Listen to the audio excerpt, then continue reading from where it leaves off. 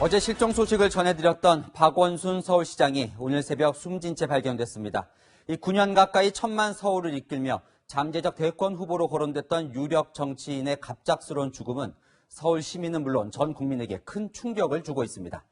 게다가 극단적인 선택으로 생을 마감하기 직전 성추행 피소라는 불미스러운 일에 연루됐던 것으로 전해지면서 시민들은 더욱 혼란스러워하고 있습니다. 오늘 뉴스에는 박 시장이 죽음에 이르게 된 이유와 과정, 그리고 정치, 사회적 파장까지 자세히 준비했습니다. 죄송하고 감사하다. 박 시장이 마지막으로 남긴 유언장이 오늘 공개됐습니다. 첫 소식 조영민 기자입니다. 경찰이 북악산 기슭에서 들것을 들고 내려옵니다. 어제 오후 5시 17분 박원순 시장의 딸이 실종 신고를 접수한 지 7시간여 만에 박 시장이 인적 드문 산속에서 숨진 채 발견된 겁니다.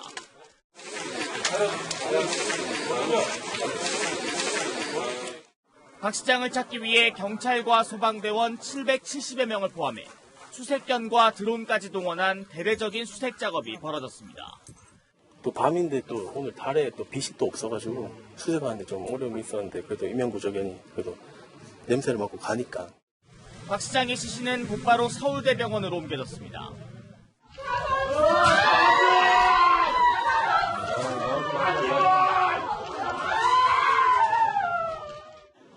빈소가 차려진 병원 앞에서는 박 시장이 남긴 유언장도 공개됐습니다. 박 시장의 유언장은 시신이 발견된 북악산 현장이 아닌 시장 공관 서재 책상에 놓여 있었습니다. 흰 종이에 손으로 써내려간 유언장은 모두 7줄 분량. 지인과 가족들에게 미안하고 고맙다는 내용이 담겼습니다. 오직 고통밖에 주지 못한 가족에게 내내 미안하다. 화장해서 부모님 혼서에 뿌려달라. 모두 안녕. 실종되기 하루 전 비서가 박 시장에게 성추행을 당했다며 경찰에 고소장을 접수한 것과 관련해선 아무 말도 남기지 않았습니다. 채널A 뉴스 조영민입니다. 박원순 시장은 왜 이런 극단적인 선택을 했을까요? 일각에서는 이틀 전 비서가 성추행 혐의로 박 시장을 고소한 사실이 영향을 미쳤을 거라는 분석도 나옵니다. 하지만 정말 그런 것인지 실체를 규명하는 일마저 이제는 불가능해졌습니다. 박건영 기자입니다. 전직 비서가 박원순 서울시장을 경찰에 고소한 건 지난 8일 오후입니다. 지난 2017년경부터 수년간 성추행을 당했다는 이유입니다. 전 비서는 변호인과 함께 서울지방경찰청을 방문해 어제 새벽까지 고소인 조사를 받았습니다. 이 과정에서 자신이 당한 성추행 피해를 구체적으로 진술한 것으로 알려졌습니다. 고소장이 접수된 만큼 피고소인인 박 시장도 조사를 받아야 합니다. 하지만 오늘 새벽 숨진 채 발견되면서 더 이상 조사는 불가능해졌습니다. 현행법에서는 피의자가 숨졌을 때 사건을 불기소 처분하도록 하고 있습니다. 경찰도 공소권이 없다는 의견을 담아 조만간 검찰에 넘길 예정입니다. 서울시는 이번 고소에 대해 언급 자체를 꺼리고 있습니다. 피해와 관련된 사항에 대해서는 아직 저희들이 내용을 알지 못하고 검토를 하지 못했습니다. 이번 고소가 박 시장의 극단적 선택에 영향을 미쳤는지는 확인되지 않았습니다. 하지만 인터넷과 SNS에는 고소인이 작성했다는 정체불명의 글이 확산되고 있습니다. 유가족 대리인인 문미란 전 서울시 정무부시장은 일방의 주장이나 근거 없는 내용을 유포하는 일을 삼가달라고 호소했습니다. 채널A 뉴스 박건영입니다. 박원순 시장의 성추행 피소 사실에 서울시는 당혹감을 감추지 못하고 있습니다. 1998년 올해의 여성운동상을 수상하기도 했던 박 시장은 취임 이후에 전국 지자체 중 처음으로 젠더 특보를 임명할 정도로 여성 인권에 앞장서 왔습니다. 김재혁 기자입니다. 페미니스트를 자처해온 박원순 서울시장. 서울시는 박 시장 취임 이후 전국에서 처음으로 젠더 특보를 신설하는 등 여성 인권 신장에 노력해왔습니다. 성평등 도시 서울을 미시해서 전국으로 성평등한 세상이 되도록 저도 최선을 다하겠습니다. 지난 4월 직원 사이에 성폭행 사건이 벌어졌을 때에도 시민에게 사과한 뒤 엄정 대응에 나섰습니다. 사건의 심각성을 보다 엄중하게 판단하고 가해자를 직무 배제, 대기 발령 조치하였습니다. 성평등위원회 설치와 여성안심 프로젝트 등을 추진해온 서울시는 박 시장이 성추행 혐의로 고소당한 사실이 알려지자 당혹스러운 모습입니다.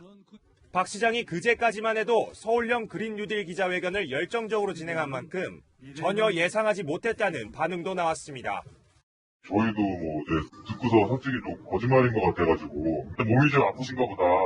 그 정도로만 그래 생각하고. 서울시는 내년 4월 보궐선거 때까지 서정협 행정일부 시장 권한대행 체제로 운영됩니다. 채널A 뉴스 김재혁입니다. 박원순 서울시장의 재임 기간은 3,180일에서 멈췄습니다. 본인 스스로 조선시대부터 따져도 최장수 서울시장이라고 자랑스러워했던 역대 가장 오래 일했던 서울시장입니다.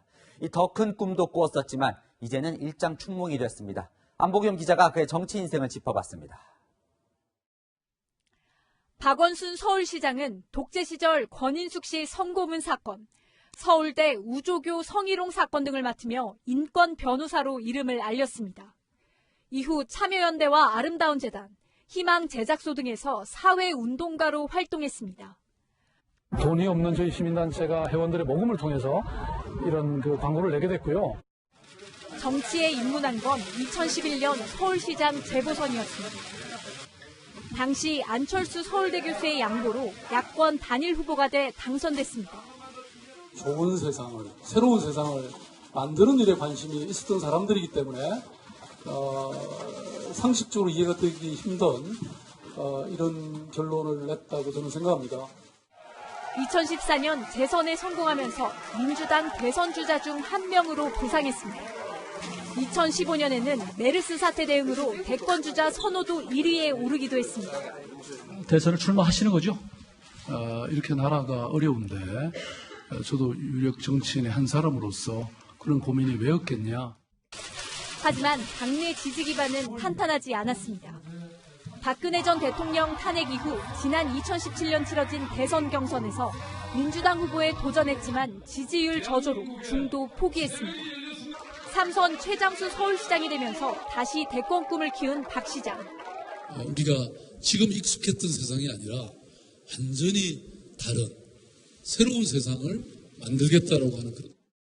대선을 1년 8개월가량 앞두고 그의 도전은 멈췄습니다. 채널A 뉴스 안보겸입니다. 안희정 전 충남지사, 오거돈 전 부산시장에 이어 박원순 서울시장까지 여권 지자체장들이 줄줄이 임기를 채우지 못하고 낙마하면서 정치 지형에도 큰 변수가 되고 있습니다. 당장 내년 4월 재보궐선거에 서울시장과 부산시장을 동시에 뽑게 생겼습니다. 강재 기자입니다. 민주당 소속의 광역단체장들이 연이어 악재를 맡고 있습니다.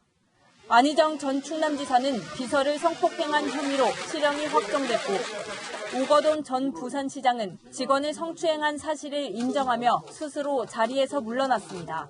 많은 국민 여러분들께 또 도민 여러분들께 죄송하다는 말씀 올립니다. 모든 잘못은 오로지 저에게 있습니다. 시민 여러분 정말 죄송합니다. 여기에 박원순 서울시장의 극단적 선택까지 이어지면서 내년 4월 7일 치러지는 재보궐선거에 판이 커졌습니다. 서울시장과 부산시장 선거는 확정된 상태입니다. 두 지역의 유권자는 1,142만 5천여 명으로 대한민국 전체 유권자 4명 중 1명이 여기에 해당합니다. 선거법 위반 혐의와 댓글 조작 사건 연루 혐의로 각각 재판을 받고 있는 이재명 경기지사와 김경수 경남지사에 대한 대법원 선고 결과에 따라 선거 규모는 더 커질 수 있습니다. 전국 선거에 준하는 재보궐선거가 진행될 가능성이 있는 만큼 정치권은 벌써부터 촉각을 곤두세우는 모습입니다. 서울시장 보궐선거라든가 부산시장 보궐선거라든가 또 경우에 따라서 또 다른 어느 한 도의 선거를 갖다가 전제로 한다면 대통령 선거에 버금가는 우리가 선거를 해야 됩니다. 안희정 전 지사와 박원순 시장 등 유력 대선 후보들이 퇴장하면서 여권의 차기 대선 전략에도 차질이 불가피해졌습니다. 채널A 뉴스 강지혜입니다. 여권 인사들은 박원순 시장의 상가에 총 집결했습니다. 이 박 시장과 사법연수원 동기이기도 한 문재인 대통령은 추모 메시지를 전달했고 이 정세균 국무총리는 직접 빈소를 찾았습니다. 이해찬 민주당 대표는 이 박 시장의 성추행 의혹을 묻는 기자를 향해 강한 불쾌감도 드러냈습니다. 강병규 기자입니다. 문재인 대통령은 조화와 함께 추모 메시지까지 전달했습니다. 연수원 시절부터 참 오랜 인연을 쌓아오신 분인데 너무 충격적이라는 말씀을 하셨습니다. 두 사람은 사법연수원 동기 12기로 시민운동과 민변활동을 함께 했습니다. 지난 대선 때는 당내 경선에서 맞붙었는데 박 시장이 중도 포기했습니다. 정세균 국무총리도 빈소를 찾았고 더불어민주당 지도부는 대부분 일정을 취소하고 조문했습니다. 박홍근, 기동민, 천준호, 허영 등 이른바 박원순계로 불리는 의원들은 돌아가며 빈소를 지켰습니다. 이낙연, 김부겸 등 당권 주자들은 SNS에 추모글을 올렸습니다. 이재명 경기지사는 SNS에 이제는 다시 볼 수 없는 곳으로 호련히 가버린 형님이 밉다며 숙제만 잔뜩 두고 떠난 당신이 너무도 원망스럽다고 밝혔습니다. 민주당은 1000만 서울 시민을 이끌던 유력 대선 주자의 죽음에 당혹해하면서도 성추행 의혹 제기에 대해선 강한 불쾌감을 드러냈습니다. 이로 인해 고인의 명예가 심각하게 훼손되는 것은 물론 가족이나 가뜩이나 충격과 슬픔에 빠진 유족들이 더욱더 큰 고통을 겪고 있습니다. 이해찬 대표는 성추행 의혹 관련 강대응을 묻는 한 통신사 기자 질문에 혼잣말처럼 기소벌을 내뱉었습니다.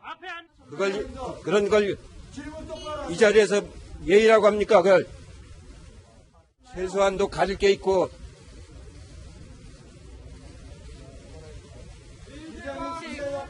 내부 상황은 같으라고. 논란이 커지자 강훈식 수석 대변인은 송구하다며 사과했습니다.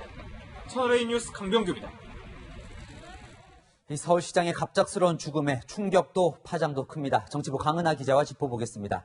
자, 강 기자, 이 박 시장의 유서가 공개가 됐는데요. 짧더라고요, 그죠? 네, 그렇습니다. 이 유서에는 죄송하다, 감사드린다, 미안하다는 박 시장의 심경만 짧게 담겼습니다. 왜 극단적 선택을 했는지에 대한 설명은 없습니다. 유서만 봐서는 이 정확한 이유를 알기가 쉽지 않아 보입니다. 이 사실 저희 취재진도 어제 뉴스 시간 전에 이 박 시장에 대한 고소장 접수 사실을 알고는 있었지만 이 보도를 자제했었거든요. 이 당시에는 이제 한창 실종 상태에서 수색 중이라서 자, 이 극단적인 선택을 한 이유가 성추행 의혹 때문이다. 이렇게 말할 수 있을까요? 네, 이게 아무래도 실종 시점이 성추행 의혹 고소장이 접수된 바로 다음 날이다 보니 그런 얘기가 나오고 있는데요. 선후 관계는 맞지만 이 인과 관계까지 있는지는 좀 따져봐야 합니다. 그런데 이 인과 관계 따질 수 없게 됐습니다. 이 검찰 사건 사무규칙 제69조에 따르면 이 수사받던 피의자가 사망할 경우 검사는 공소권 없음으로 사건을 불기소 처분하게 되어 있는데요. 이 박 시장이 이미 사망했기 때문에 이번 사건 역시 공소권 없음으로 수사가 종결됐습니다. 이 정치권도 시민들도 전혀 예상치 못한 이번 일에 대해서 아주 당혹스러워하는 분위기예요. 네, 그렇습니다. 왜 극단적인 선택을 했는지 명확히 알 수 없기 때문에 민주당, 통합당 그리고 국민들도 모두 당혹감을 감추지 못하고 있습니다. 지금 박원순 시장님의 사망과 관련해서 저희가 이전에 다른 사건과 연계지어서 함께 다루어야 될 건인지 아닌지조차도 저희가 아직 판단할 만한 정보가 없거든요. 피해자 입장이라든지 사실관계 파악에 따라서 저희들이 어떻게 할지 정할 것 같습니다. 네, 민주당원들의 의견도 분분하기는 마찬가지입니다. 이 당원 게시판에는 모든 예우를 갖춰 고인의 명복을 비는 것이 도리다. 민주당으로선 이것이 최선이다. 이렇게 본다라는 글들도 있는 반면에요. 왜 애도만 하고 피해자에 대한 아무런 입장도 없냐. 이 당 차원에서 추모했으면 피해자 위로도 당 이름으로 해라. 이런 글들도 함께 올라와 있습니다. 그런데 이 박 시장의 장례 절차를 두고도 지금 논란이 있다면서요? 네, 그렇습니다. 이 초유의 현직 시장 사망이다 보니 장례 절차도 처음 해보는 건데요. 이 서울특별시장은 이 서울시가 주관하는 장례인데 이 장례 절차가 부적절하다 이런 지적도 나옵니다. 일부 야당 의원들은 이 서울특별시장 말고 가족장으로 해야 한다고 주장하고 있는데요. 또 청와대 국민청원 게시판을 보면 이 서울특별시장이 5일간 치러지는 것에 대한 이 반대한다는 국민청원이 올라와 있습니다. 이 성추행 의혹 수사도 아직 해결되지 않았고 종결된 만큼 이 조용히 가족장으로 치러야 하는 거 아니냐 이런 주장인데요. 현재 이미 20만 명에 넘는 시민들이 청원에 동의했습니다. 네, 조금 이른 감도 있지만 정치적으로 워낙 파장이 크다 보니 짚지 않을 수는 없어요. 결국 내년 4월 재보궐선거가 커지게 생겼습니다. 그렇습니다. 이 내년 4월 7일로 예정돼 있는 이 재보궐선거 서울시장과 부산시장을 새로 선출해야 하는데 민주당이 후보를 내느냐 이게 좀 논란이 될 것으로 보여집니다. 민주당의 당원을 한번 보겠습니다. 이 당원 96조 2항에 따르면 이 당 소속 선출직 공직자가 부정부패 사건 등 중대한 잘못으로 그 직위를 상실해 재보궐선거를 하게 된 경우에는 해당 선거구의 후보자를 추천하지 않는다 이렇게 규정이 돼 있습니다. 네. 이 부산시장이었던 오거돈 전 시장 여직원 성추행을 인정하고 자리에서 물러났죠. 당시에도 부산시장 후보를 민주당에서 내는 걸 두고 이 당내에서 의견이 갈렸는데요. 아직까지 결정된 건 아무것도 없고 계속 논의해야 할 사안이라는 게 민주당의 현재 입장입니다. 박원순 시장의 경우는 사실 의혹만 있을 뿐 아직 사실관계를 밝혀낼 수 없는 상황이기 때문에 이 조항에 해당되지는 않을 것 같긴 한데요. 결론적으로 서울시장 후보는 내고 이 부산시장 후보는 법원의 최종 판단을 보고 결정할 것으로 그렇게 예상이 됩니다. 네, 지금까지 강은하 기자와 살펴봤습니다.